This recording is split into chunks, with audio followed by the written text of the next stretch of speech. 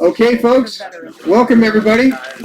Hello. Let's get started. We're definitely going to start now, and we better get going because if the fire marshal comes by, James is in a lot of trouble. My name is Kevin Gallagher. I'm a poet and publisher in town, and I'm really excited to introduce these three wonderful poets that we have tonight, and welcome to all the people that are in the room and that are out there in wherever you are. I'll call my introduction "Poetry: the Necessary Art," and I've been told I can only do 3 to 5 minutes, which is not enough justice to talk about these three great poets. But who needs to talk about them when we have their poetry right here, right? So the poets gathered this evening share a rare and increasingly vital quality. Each of the three writes with an unwavering attentiveness to the moral, spiritual, and emotional textures of lived experience. Though their voices differ in a lot of ways in style and temperament, Leslie Williams, Julia Thacker, and Michael Todd Steffen are united by a belief that poetry remains a necessary art, one capable not merely of ornamenting life, but revealing it more fully. Their poems move between memory and history, landscape and dream, humor and grief, and always searching for forms adequate to the complexity of being human. Leslie Williams, who will be our first poet, is a distinctive lyric poet whose work joins luminous natural imagery with meditations on loss, solitude, and spiritual reckoning.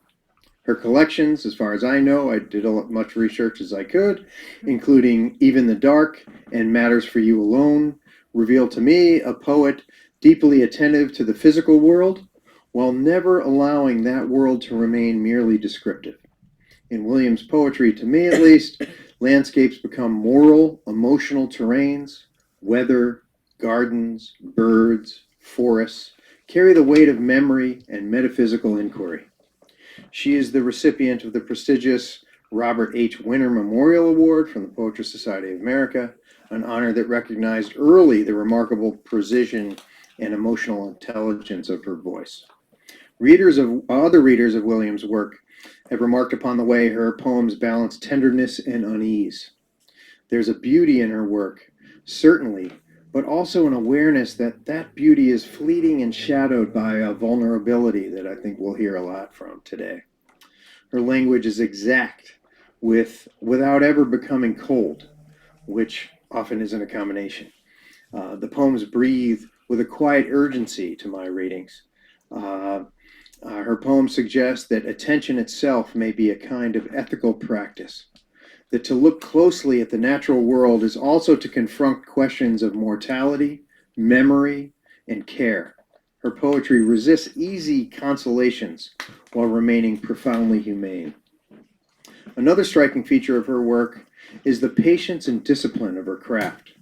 Her poems unfold with a musical restraint that allows emotional revelations to emerge gradually, often through image rather than through just blatant declaration. She belongs, in my readings, to a lineage of poets whom silence, pause, and atmosphere carry as much meaning as the narrative itself.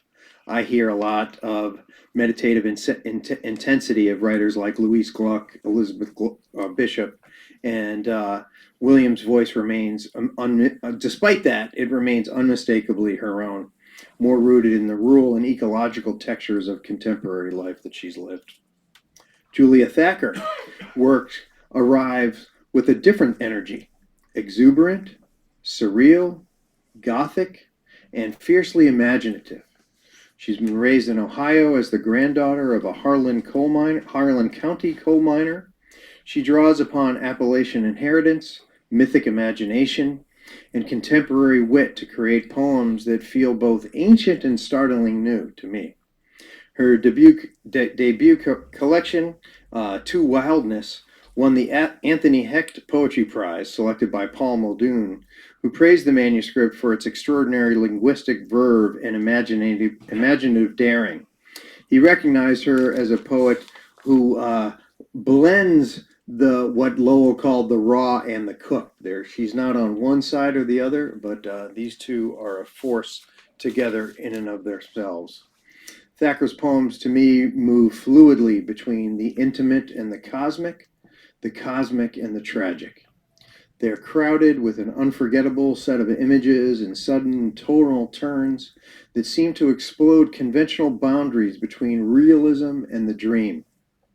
In one poem, she writes, "I wanted to hold the sky like a bowl," a line at once childlike and metaphysical, yearning toward the impossible forms of intimacy with the world. Elsewhere, she says, "Bring a sentence to its knees," a striking ars poetica that captures the ambition and pressure of her language. Perhaps most emblematic is the startling opening, which I hope we hear this poem. God has a headache, his hands tremble. In a single gesture, Thacker collapses the divine into bodily vulnerability, revealing the strange blend of humor, irreverence, and spiritual longing that animates her work. What makes Thacker's poetry so memorable, at least to me, is not merely its inventiveness, but its emotional stakes. Beneath the dazzling imagery that we'll hear tonight lies a profound concern with inheritance, with violence, with desire, with ecological precarity, and the difficulty of sustaining wonder in this contemporary life. Her poems refuse to settle into a single particular mode similar to Leslie's. They remain restless, searching, alive to contradiction. Reading her work, I feel a poet determined to enlarge the possibilities of the lyric itself. Michael Todd Steffen's poetry, by contrast, speaks in a quieter and more conversational register, though no less profound in its cumulative emotional force. He's a Massachusetts Cultural Council Fellow. His published poems and venues in Boston Globe, The Dark Horse, and his books, I Saw My Life, On Earth as It Is, and the new one, I Saw the Life is the new one. And there's one other. Partner Orchard, David. Thank you. And there's one other. I don't know that one. The two that I've read reveal a poetry deeply committed to the sacredness of ordinary experience. His poems often begin in the rhythms of daily life, conversations, cooking, friendship, illnesses, recollections, before opening gradually towards a larger set of meditations on mortality, transcendence, and community. Steffen possesses a rare gift, the ability to write philosophically without abstraction and spiritually without grandiosity. His poems, to me, trust this ordinary moment that we're in. A lunch prepared alone, a remembered conversation, a walk through a New England weather, all become occasions for reflections and grace.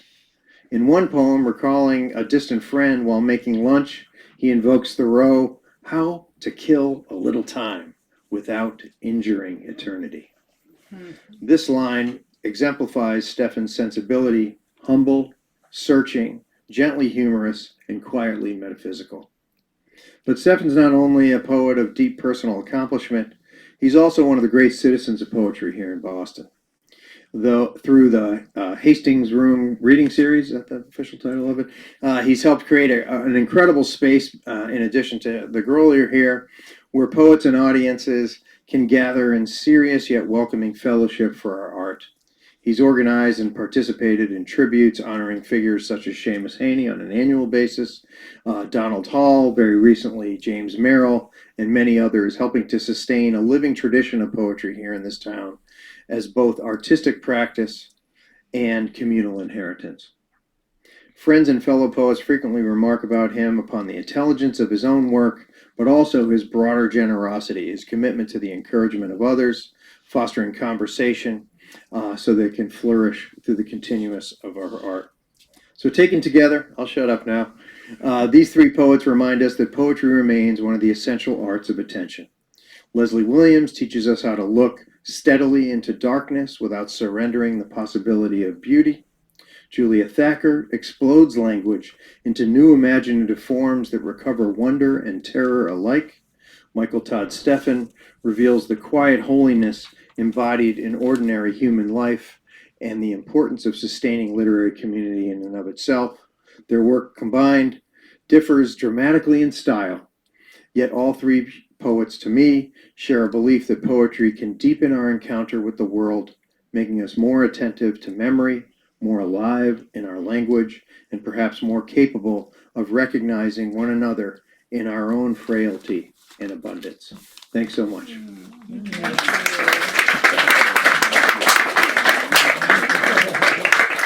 High five. Thank you. Thank you, Kevin. Can everybody hear me?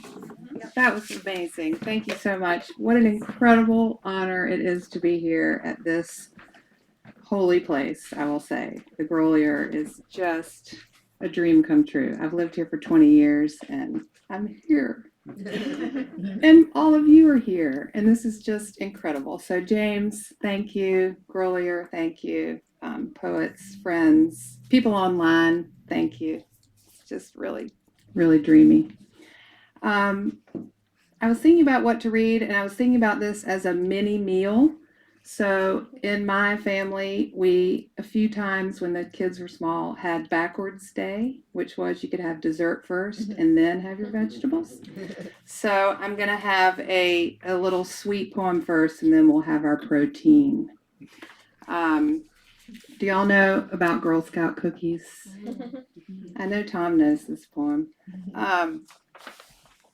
So thin mints were a huge part of my life.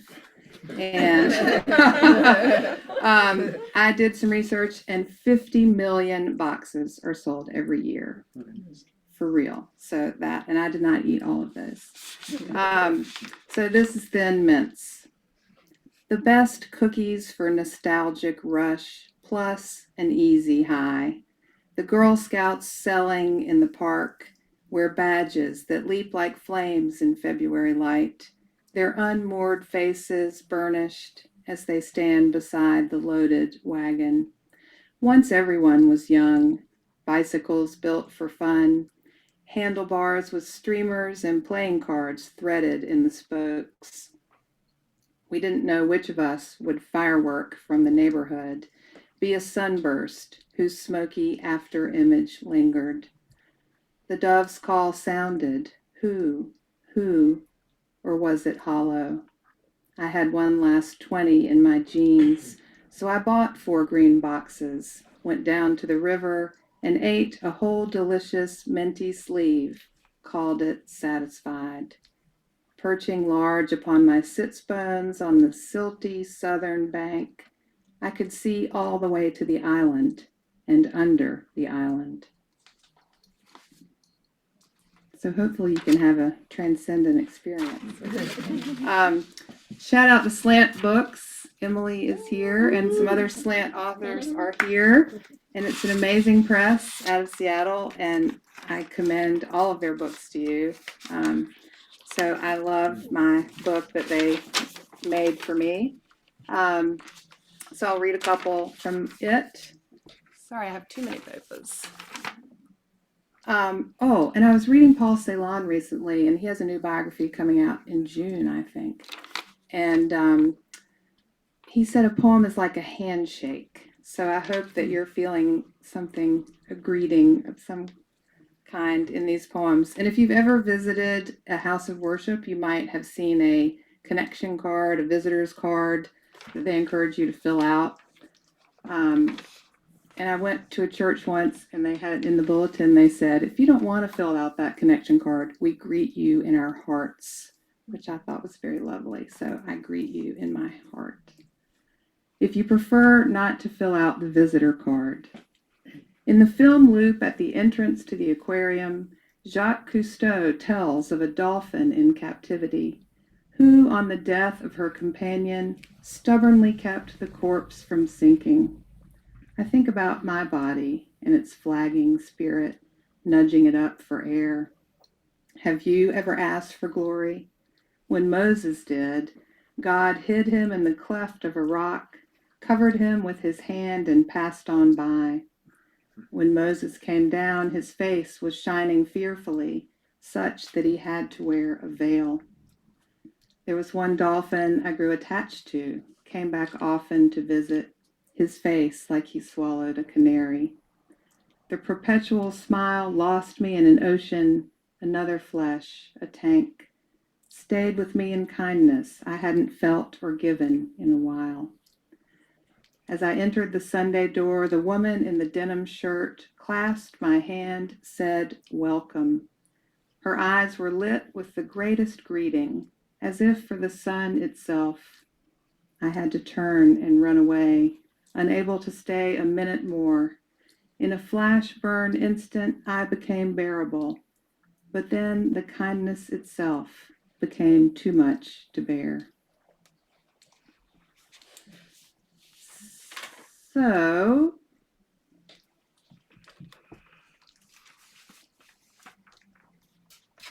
this is called On Vocation. Someone asked if I served God or Mammon, and I said I'd go back and name the animals, if that could be allowed, slip among the throngs of us created as we're waiting to be dubbed, to river bathe with fellow foundlings, jump up from where I'm sitting under castor bean. But it may be I'm counted on for nothing, just a listening for 7-year cicadas, meanders round the dew. May I do it with professional esteem. I'd mostly hope to be a parson of the treetops, how it pays me to shoot the breeze. Okay, I know we have some French speakers here. Do y'all know what vide poche means? No. So it means empty pockets. So it's a little dish, like when you come into your house, you empty your pockets and put your keys, your coins, if you still have those, earrings, whatever. So in this poem, there's a line from John Wesley's prayer, "Let me be employed for thee or laid aside for thee."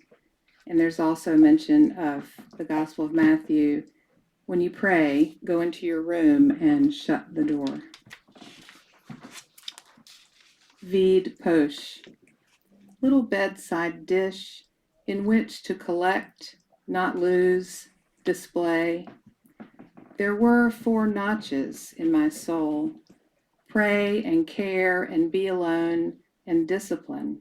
It's like pulling up your socks. A prayer routine as homely as a red-capped toadstool with white dots.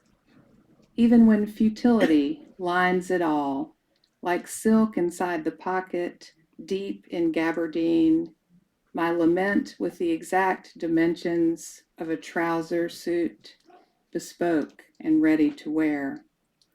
Deep in the spiral chambering, a small nautilus is there. The hard marble of the God-facing life is no escape. Let me be employed for thee or laid aside for thee. There's a lot of laying aside these days, being laid aside almost exclusively.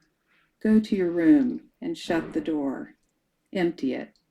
Is there more? I guess you know by now that my obsession and fascination is a wrangling with the spiritual life, with prayer, the Bible, parables, and stories. And so this poem grew out of a legend that was actually in the Jewish mystical texts. It is not in the canonical Bible. But it's still fascinating. Veil torn in two. A cottontail has settled in the yard, eyes lifted amid foraging to regard and be regarded. And the orange fox last night, sighted like a lantern in the open place, face smeared white like paint. The third an owl, flying in from medicine wheel to flank the desktop's sacred deer, deftly sculpted out of kindergarten clay. More animals of the book, like us. Then a seraph with a pair of tongs takes a live coal from the altar, touches it to my lips. Who will go for us? I've heard that on Atonement Day, one celebrant wore bells, lashed a rope around his waist before entering the high holy place. If the jingling stopped, the other priests would know the divine had been too bright to gaze on, and so to pull their end of rope until their friend's corpse came sliding out from behind the curtain.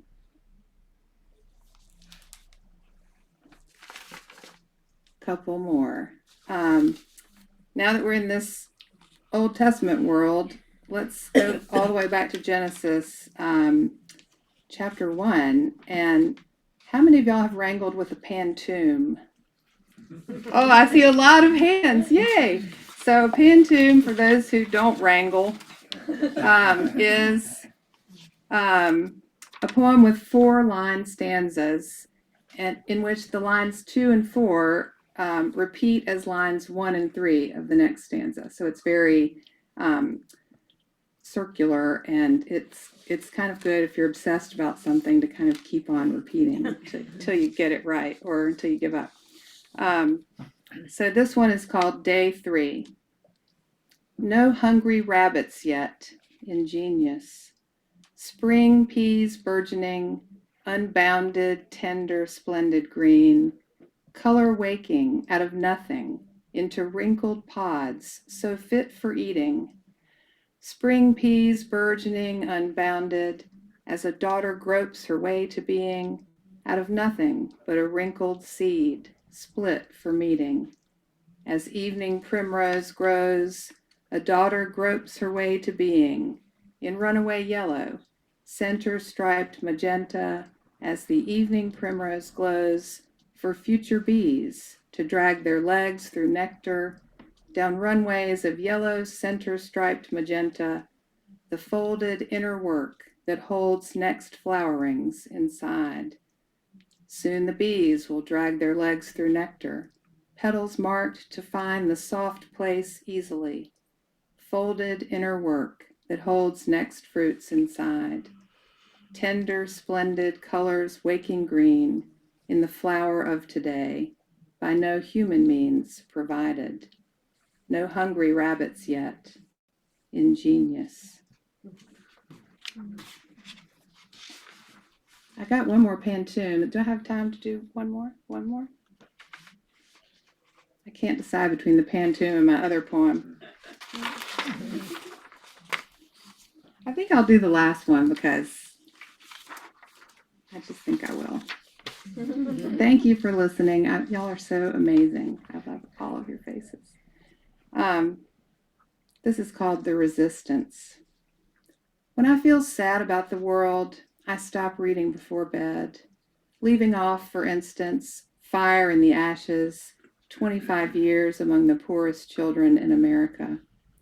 But when I finally fall into a cluttered sleep, I'm with the mother in the Diego Beekman homes, who one Saturday afternoon let her 9-year-old daughter help with the chores by going down the hall to put the garbage in the overflowing bin, and she was harmed there in daylight by the stairwell, factual as you please.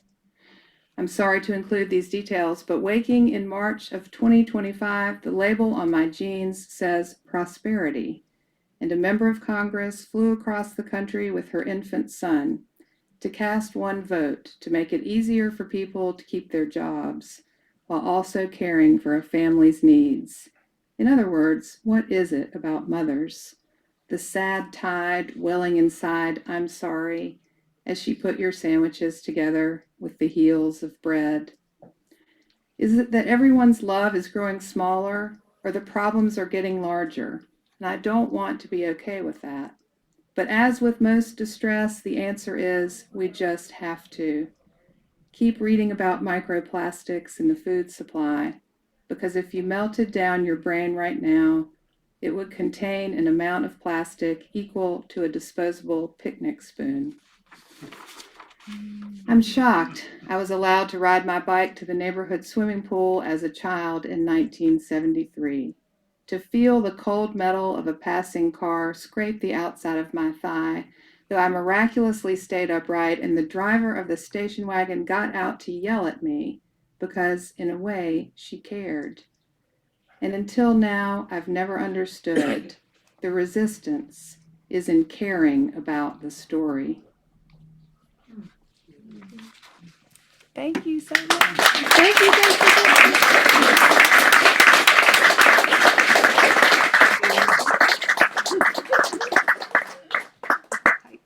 Tight squeeze.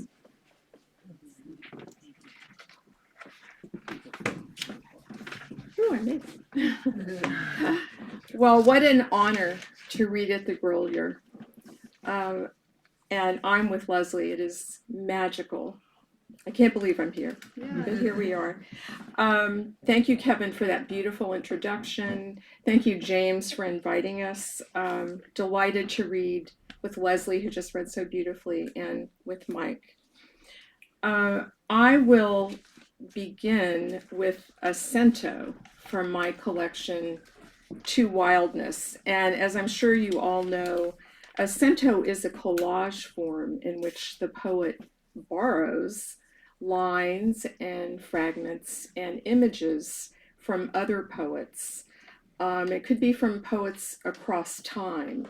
When I work in the cento, I prefer to focus on, one genre of poetry, that sort of thing. So this poem takes from the work of 11 20th century French surrealists, including André Breton. And the only language here that belongs to me is in the title, and the title is Lovesick Cento. If only I were a root of the tree of the sky, if only I were the marrow of the alder, or else the goodness in the sugar cane of the air. Whiteness is changing itself into a sugary death. The broad-shouldered block of ivory, the word Creole, all clad in cork. And the forest, when I began to enter it, started out with a tree with cigarette paper leaves. The key sings in the door of the unknown room because of the marvelous blindfolding bandage, which is mine in this blind man's buff of rending and parting. It was a good thing you abandoned the wind, the red-headed waitress, God dying on Friday and revived on Sunday, fruit of 20 centuries and the odor of orange trees. Your bed stretched out across the very sky in the wineskins of full-blown sheets, which must today be pure azure like a flag, the door bursting open and shedding oceans. Let's set fire to the city so the carousel mermaids burn, the color of their cheeks becomes still brighter. Flames parading in a proud pavane among roses. The concierge will be looking the other way, reminded of an entire forest of evergreens in a keyhole. I summon to me bed linen drying on fences around farms. That is to say, saffron color of tree rings and of lilacs, the bestial growl of a raspberry, a dropped hairpin, nights swallowed in haste.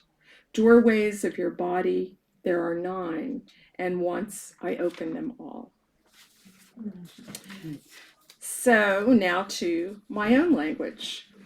As Kevin mentioned, my family comes from Harlan County, Kentucky, and we go back generations. I spent a good deal of my childhood there with my extended family, and therefore I know from moonshine. I know what a still is. And yet I've been living, in the Northeast for a number of years, home of many artisan distilleries. And I have been often offered moonshine, with top notes of vanilla, fig infused. But I will tell you, can't hold a candle to the real thing. I'm always polite. So this is called artisanal moonshine. I alone refuse to be baptized. My cousins thought I was going to hell, but I only moved to Massachusetts, where snows are biblical and thinking is the local prayer. I live with a man who can't sleep. He reads the French surrealist aloud until sunrise, his voice afield, stubbled with hoarfrost. Frost, a silver word, pewter of pilgrims. 30 years of evenings in the plow and stars call for another round of spirits, fig infused. One swig and I'm wrapped in blackberry bramble, the singing and stomping clip-clop rhythm of loose floorboards.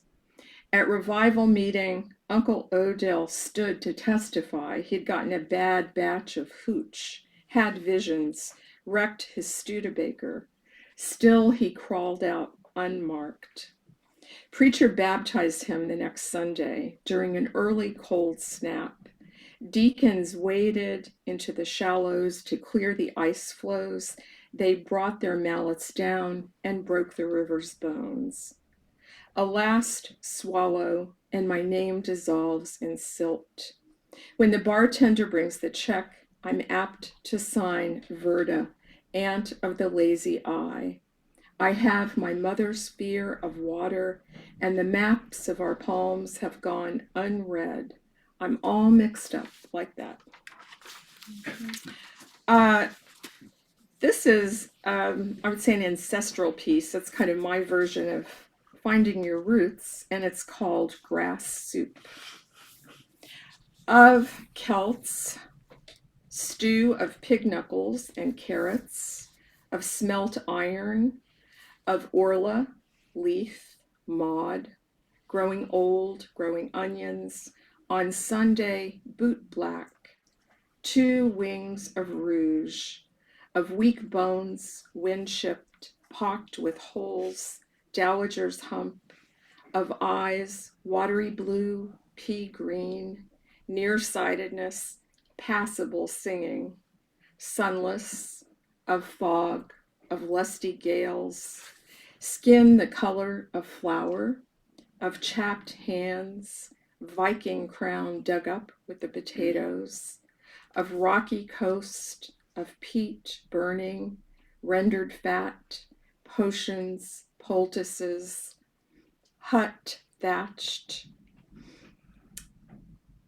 nickels for eyes, of whiskey breath, blackouts, bottles jangling, of bobbin lace, twins apace, 7 children abed, of cabbage farts, notes stashed in straw, of boiled laundry, work shirts, their sour moons of sweat, of fiddles, of trickney and long prayers, of haunt and pestle, of thee. This next piece is a poem of instruction. It's called How to Make Dandelion Wine.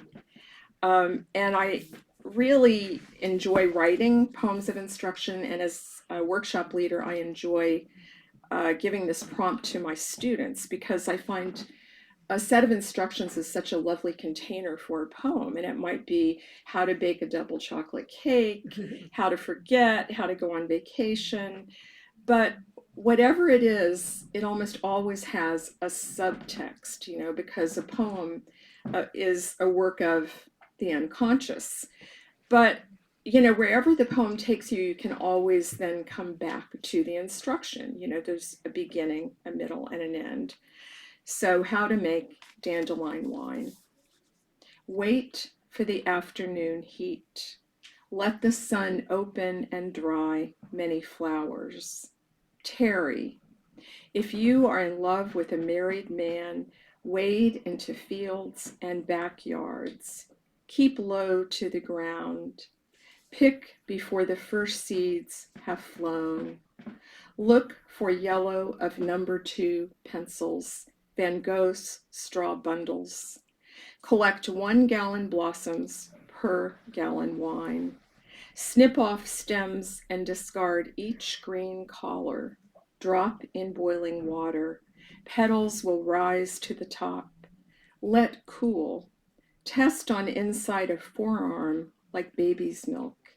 Add 4 cups sugar, cake yeast, zest of lemons. Cover with clean t-shirt. About 2 weeks, long enough to forget his hands, a balcony, butter-colored towels. And I have yet another set of instructions, and this is called A Guide for Caretakers. In the warehouse of antique fathers, call things by their names: salt, fork, mercy, butter. To him, loner, hoarder of aluminum TV dinner trays, luster after telephone books dating back to 1961, collector of wheat pennies, answer questions simply but clearly. I am your daughter. I have no children. I am not acquainted with anyone named Goddamn Glory. I live hundreds of miles away. You cannot leave with me. Allow yourself to be introduced as the aforementioned Glory. If you are addressed by the names of the dead, rise and offer your hand. When he says even the rich will enter heaven barefoot, agree, for your old one is already washed by strangers, his ass wiped, naked as the moon. Do not take the hand of the retired history teacher with the snazzy button-down and honeyed voice. Do not lead him to his room and straighten family pictures on the walls or fold the Afghan on back of his recliner. Do not think, who would know? It is too late to go shopping for fathers. Do not say tomorrow. Do not say, Dad, we are not in Belgium, we're in Dayton, Ohio, on the Midwestern plain of industrial farms where cattle are pumped full of drugs, corralled, fattened, felled, and shipped by rail. We are in the great Midwest, and the downtowns are empty, as though there had been a great war. Do not recite the names of drugs on his chart: Zoloft, Aricept, Depakote sprinkles. Do not say, Father, I am like you. Do not mention the bottle of Xanax in your carry-on. Do not say, we will explode like stars, the skies will open, our sleeves will be empty and full of wind, our cells like constellations, replicating every day with errors. Okay, and I will conclude with a new poem, brand new. And it's called Cumulus. There is milk for sour stomach, bourbon for sleep. He can no longer say he is a father. Professor of erasure and second comings, he envies church folk who trust their beloveds pass into heaven. But where is the choir of the abyss, of straight A students, bright strings at their wrists? Indifferent to anyone, not her, which is to say, everyone, he accepts invitations to lecture abroad, flying into cumulus, suspended above oceans. How to lose oneself, he could write a chapter, how to erase a name. In Berlin, he stalks archives, feigns interest in the Brandenburg Gate. At the boutique hotel, compiles glossaries of jargon, nuance, shade, a collusions of ending and fact. She will never come back. He can no longer say he is a father. He is the cold dark. Night is snoring. Coat wades in the water, stitched with stones, changeling, charm, noose, sheet, tangle of morning glories, tumbled with stumbling stones. Thank you.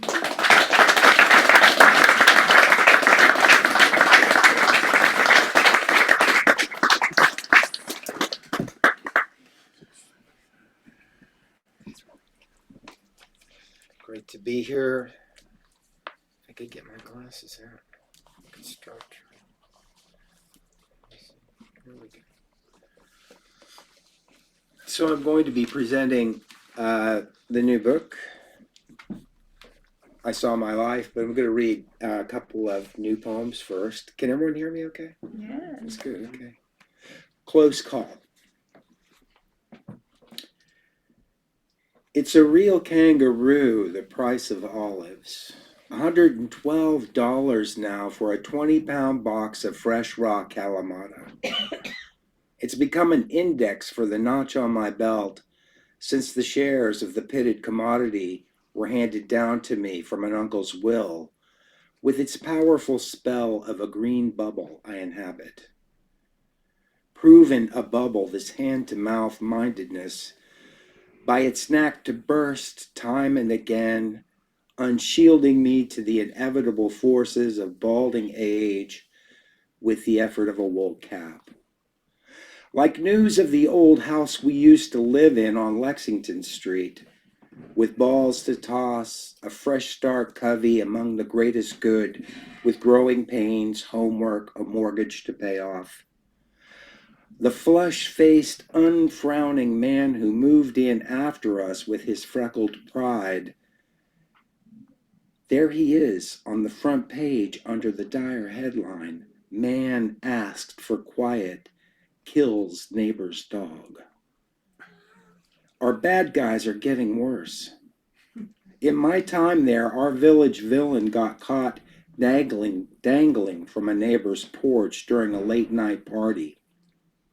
He was peering at bold bathers through the hot tub steam and fell to be seen with his neck in a cast for months. I laugh.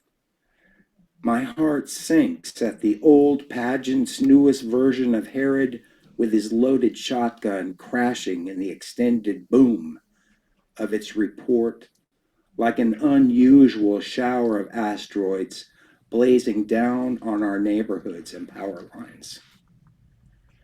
The tricks the mind plays, stepping down a curb, misjudging the speed of an oncoming car, and feeling its passenger mirror graze my whirling jacket. That could have been our dog the lunatic blasted. Then the equally chilling realization how much time has lapsed and separated me from the old block with its toy-strewn lawn and innocence. Back at the paper, the local story deepens with revelations that have authorities questioning the deranged man's motives. Was the dog's killing a cover-up for the more sinister designs on his neighbor's olives? Or on the neighbor's underage daughter with complaints in the files? A photo of the dog named Zorro, a mischievous-looking Doberman, a breed I never much sympathized with but am starting to, highlights the continued story on the turned pages, where my concentration telescopes up and away as in the lens of a toy drone. Flown remotely, it zooms across the distance of years between that place of tragedy where we once fledged from broken shells and the dazed light in this window. With a swirl from standing up too fast, where I look out and hear the laughter of children not yet grown, a dog barking, birds singing in the afternoon that quickens irretrievably and darkens. Peace talk. At night the dog whines, it's lost its bark. Nobody's fed it for almost 2 weeks. Here's what I think. The owner's a diplomat away at a peace talk for one of these wars. The whole first week the dog yipped and yowled. Important people have high fences. The person from the Humane Society browsed around the barrier, looking up, checked his phone, and assured us the resident had made contributions. I thought my neighbor must be way up there, with the whole world on his mind, to leave a lone animal in its isolated agony. No sister or girl Friday around to come feed the dog. Scratch under its chin.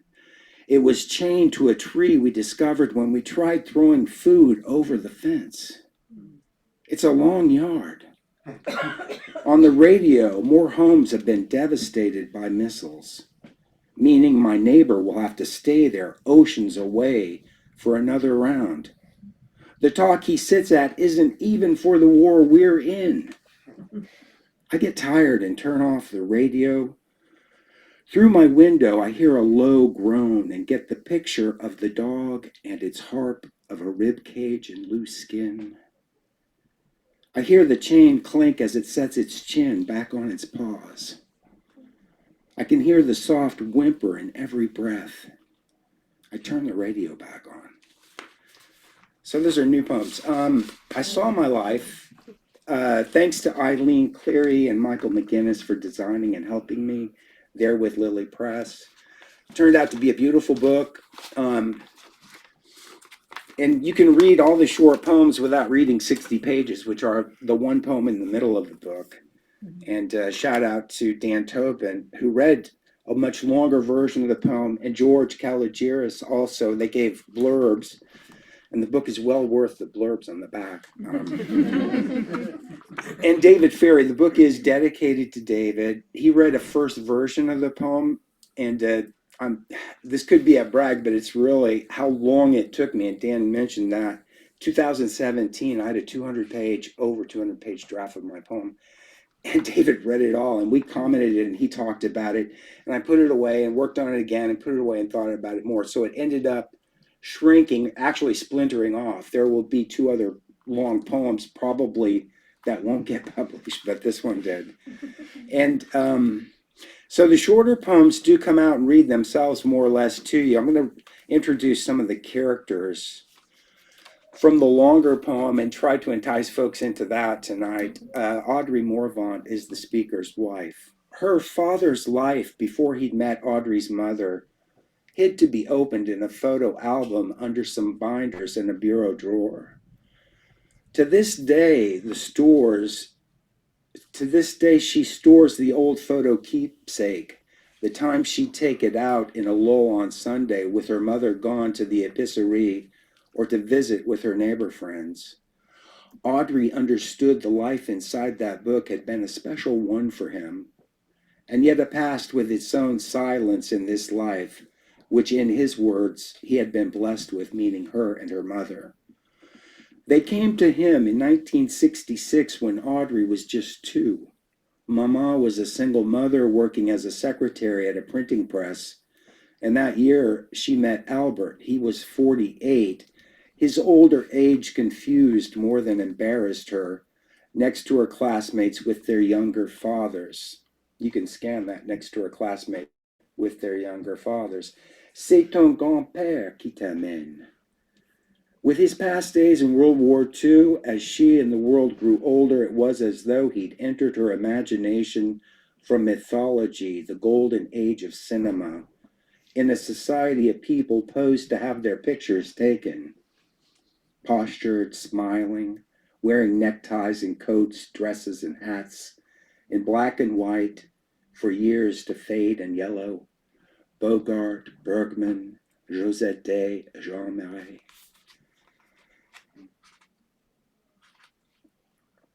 The author, I Saw My Life, he's had a heart attack, among other things, the poor guy. And this is a lot of good stuff going on here. They could make a movie. They're getting kicked out of their house. He's had a heart attack, and the daughter's just moved away to a military academy, Air Force academy. So, what do you do when you have seen the dead? I Googled near death on the internet and located a definition: the state of physical detriment at which a person would be expected to die. At 40-something, obviously no more in the crisp salad days, I could this day, sciatica nagging in ham, stake my claim to physical detriment, certain as ever, unless they do come up with an immortality pill, to die one day. Which may be the point, that for all of us, this life we live with coughs, boarding planes, crossing streets, counts as a near-death experience, to whatever degree we're aware of it. His daughter, who's gone off, she's actually going to be an astronaut. And I'm trying to find this section here.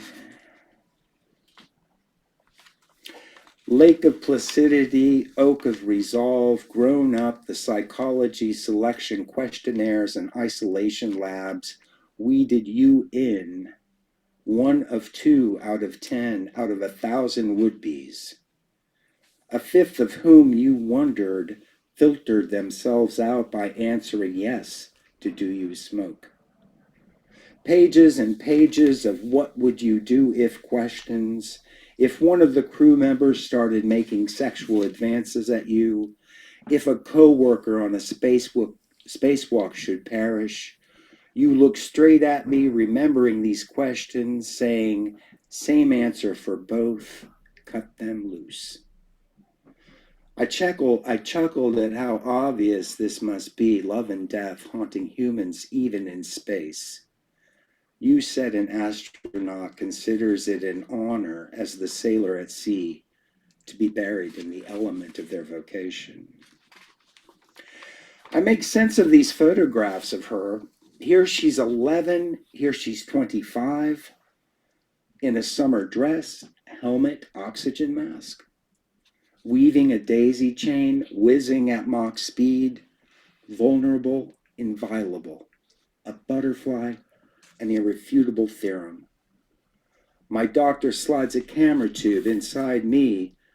My daughter glides into the ghost lights of the stars, also to take these photographs of the cosmos of me. I could never embrace otherwise. She's in the Air Force, I tell myself. Why not? Let me see. Why not indeed? Where did I put that on? I don't have my pages marked here. I'll get it. One more little port. So they're being evicted. The guy's name is Howard Naylor. Here we go. It'll go on some bit about Howard, and Howard is not the kindest person. Although his mind, his sentiment, even humor have accepted the avuncular role his life has paddled into, unless he's fooled to jest the eternal bachelor's meditation, there's something ignoble in the total acceptance that his 40-something is over the hill. Miss Nake, Howard's secretary, at least told him it wasn't. He was still a young man. Carol was reliable about these things, very efficient, though she needed to learn to take care of herself with those deep, dark circles under her eyes. She should get more rest. Naylor himself, she would tell you, worked her over hours, for which she was not paid. It wasn't the money, though. Miss Nake's complaint was that Howard assumed her ever at his beck and call, no matter what time of day or night. Weekends, holidays, every day, every hour meant potential work time. Once an idea struck him, at closing time or 2 in the morning, her cell phone jingled. It was expected of her to be there. Beyond this demand of time, during or off hours, Miss Nake's grievances compiled a list. Generally, he was impossible to get along with. Whether on purpose or by accident, he managed a sort of physical oafishness around her, creating mishap after mishap, tripping her, oh, my bad, breaking a heel off her shoe, spilling food or coffee on her, staining her clothes. She might just as well be married and have children for the trouble. He was intrusive, moreover. He'd somehow discovered a lot about her past and liked to embarrass or belittle her by bringing up awkward stories from her teen loves, bad grades in school, the stubborn episodes that had ruined friendships and worn at family ties. He often degraded her. He called her lazy, loveless, and sloppy. But then any attempt she'd make at trying to adjust to these suggestions only drew contrary criticisms.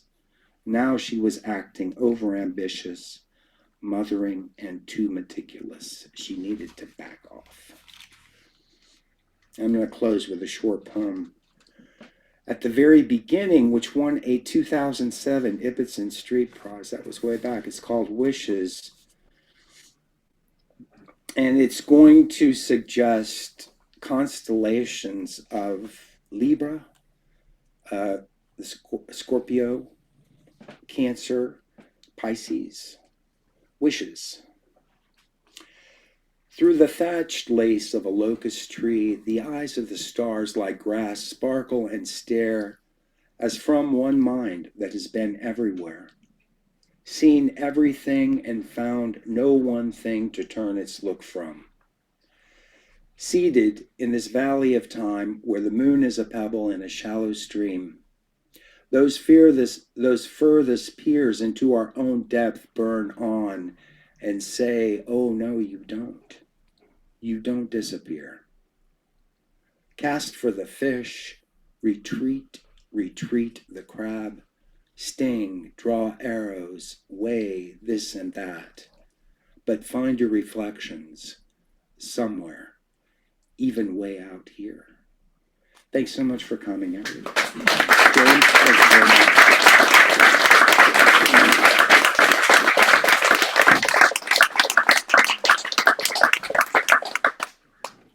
Thank you to Michael, Julia, and Leslie for giving a beautiful reading this evening. Let's give them another round of applause. Thank you so much.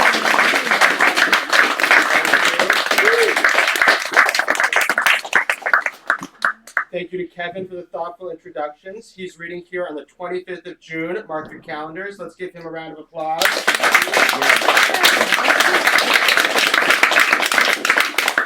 Thanks to all of you. Thanks to everyone on Zoom. We have some books for sale. The poets will be signing books. If everyone could please put their chairs up against one of the walls, I'd be very grateful. Thank you very much.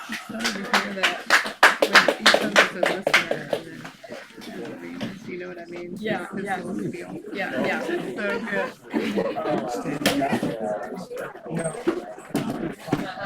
I know your books as well. Because I have it. So it's just a pleasure to hear you read your books.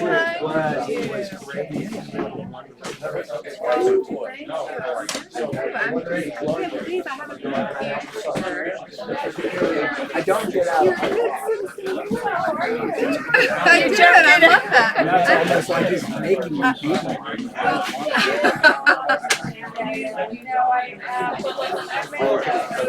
That's how when you say I did. You only do what you want to do. no, It's a very thankless job. we do 5 or 6 readings a year. It's all impromptu. Churches, I can't do it. I can't usually flesh out on it. Yeah. So it's Hastings Room.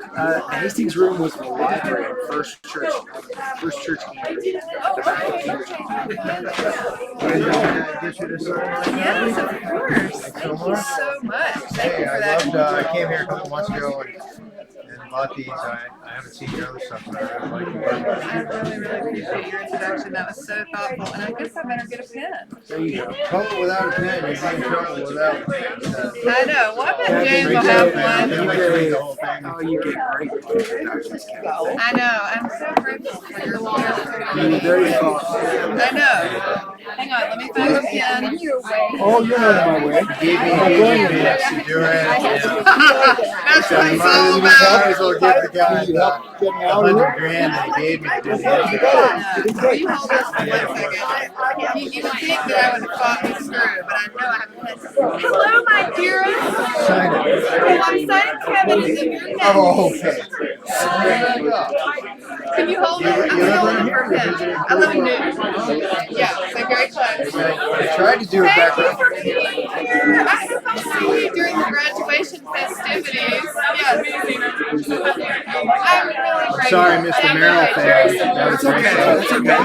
You did? There was a very disappointing You're the best turnout. one. I saw the picture on Facebook. I travel too much for my job. But the Yeah, you would think, especially in this town, it's probably not appreciated as much anymore. You know, a lot of places are here. there's stories about it all the time. With your band. Hey Kevin, I put up It's so good to see you, Phil. Thank you for coming. Really It's right up over there. It's on that corner. I used to work here in town at the Union of Concerned Scientists, run by Henry Kendall. His father was a competitor to Band-Aid. Curad Band-Aid. Anyways, Henry Kendall won the Nobel Prize for discovering quark. And he created the Union of Concerned Scientists here in town. His roommate in college was James Merrill, physicist and poet. And hardly any poets know that. I read the bio and all that stuff. Sometimes Henry gets this little footnote. He's dead now, but Well, Merrill wrote a lot about science. yeah, and a lot of people. Thank you so much, Kevin. How are you? Thank you for coming. We need to go on a walk, right? We need to go on another walk. Well, thank you. I can never tell like people are paying It's great to hear you. I couldn't tell. When I'm speaking, I can't hear. I don't believe that's what you're saying. Martha's buying your book for I know, us. and I'm going slow, is what you're saying, right? So true. Wait.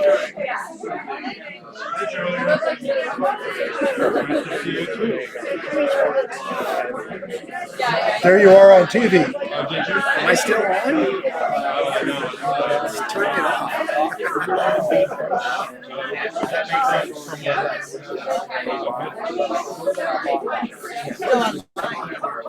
I'm sure they almost wrote Are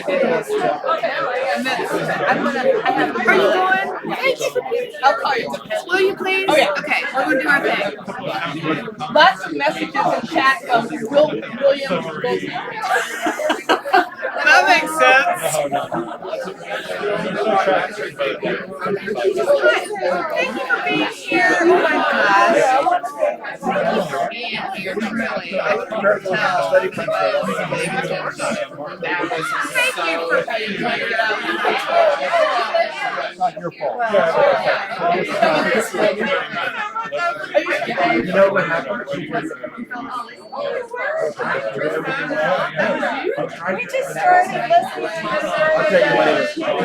Sorry. I have to get right back.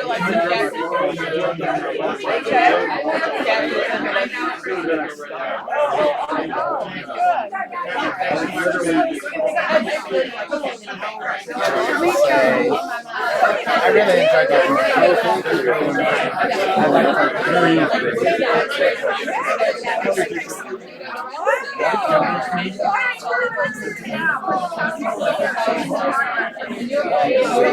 Which one of those? I think Navy, maybe. Well, you This one? I just think that's very Can you nice. speak the Navy small? Please.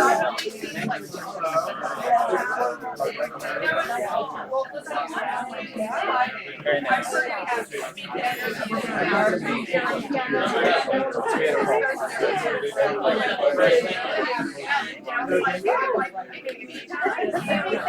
Thank you guys for coming. Maybe if y'all have time to get together for dinner. Right now? No, not now. You're not just grinding every night on the road. No, but you will be. There are any.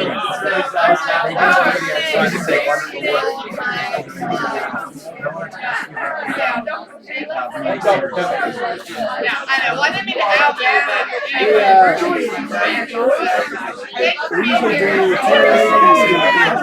Thank you so much for being here. I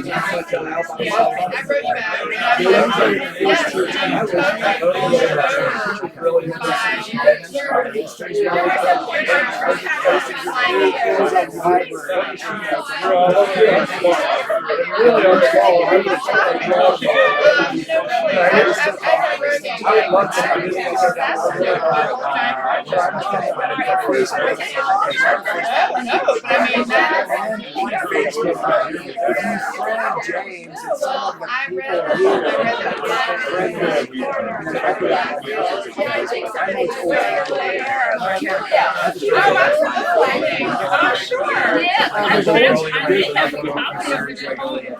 There's always a flyer in the middle there, and there's always a flyer in the Woodbury. And then the library is where I can get them. I always put our flyers here. Your name is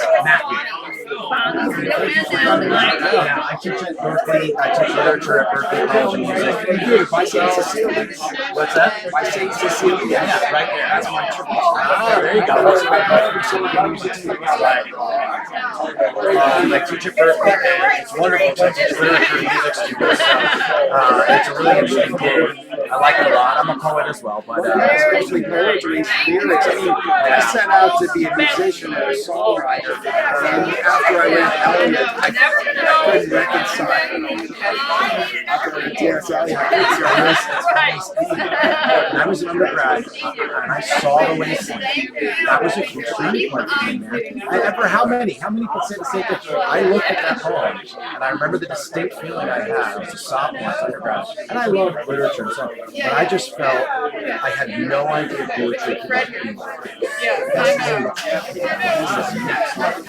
but very good. Wait, go move one more time. Hastings. Think of the Battle of Hastings. Nice to meet you.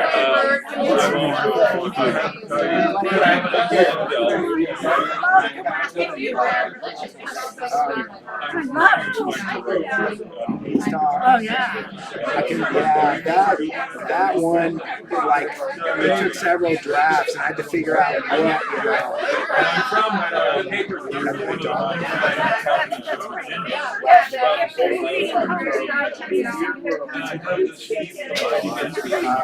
It's out to a couple journals. It'll come back to me. I'll write down consequences.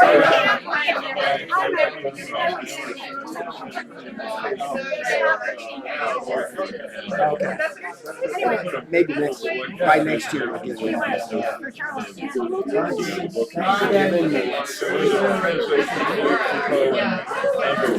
have to support James. It was so nice to meet you. Yeah, we'll be in touch.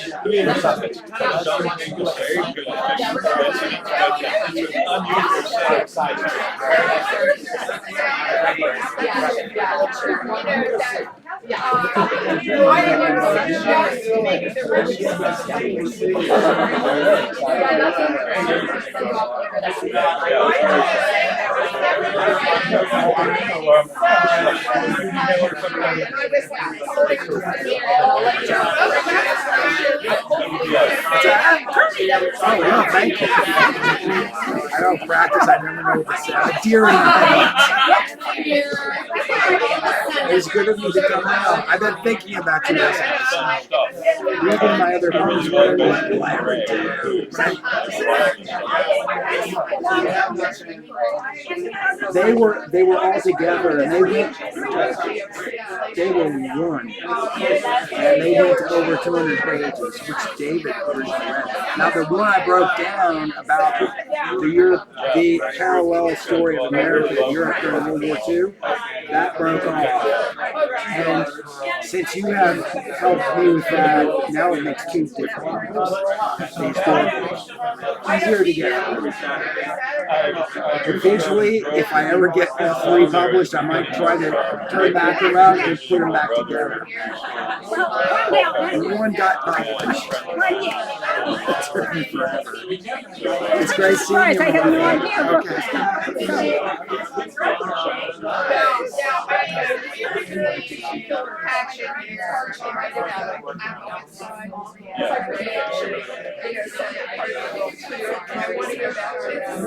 I'm trying to write fiction for the first time in my life right now, and I don't know what you mean.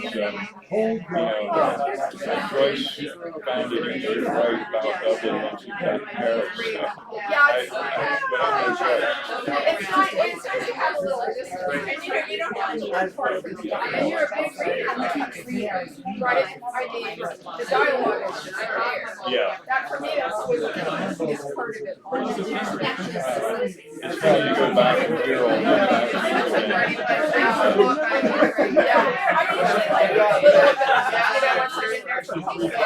Yeah, I slip back into it. easy to look back into it when you're like surrounded by tables and all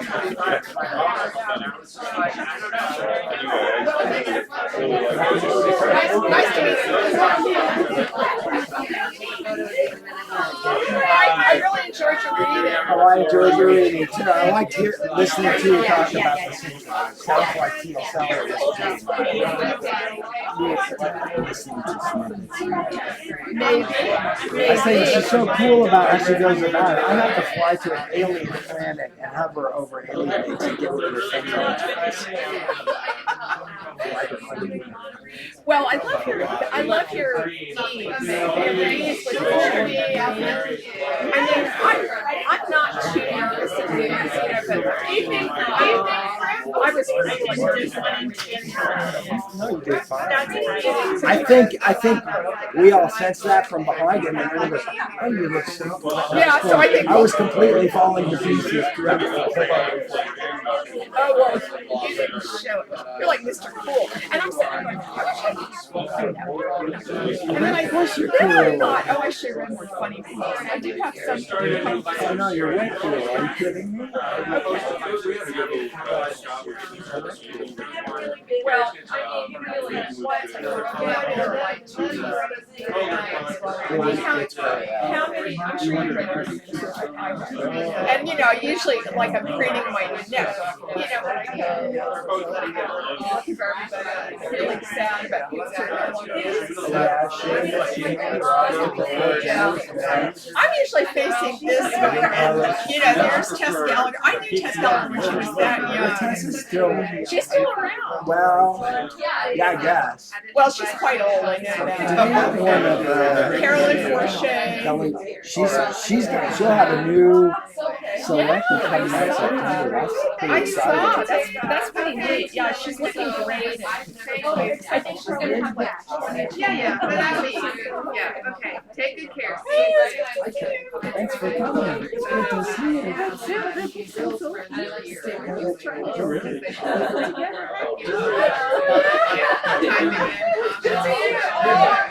I almost didn't know I almost feel like I can't go in that night, but I did. Oh, I'm glad you came. I was so worried that I was so young. As soon as I parked, I parked this road. Oh, yeah. I did not want to disturb you. Exactly what I did. I'm actually just on the corner. Okay, you like But I that. did park at 7:01 and put it to care. Well, So we'll see what happens. And when she gets work, I go, yeah. Great. Oh, he's over there.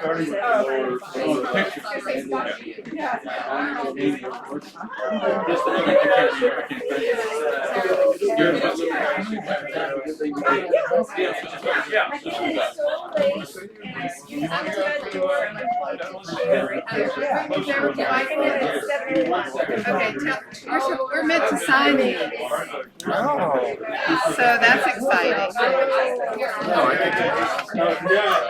I took a photo of the three of you. Yeah, where you, Julia, where are you trying to go?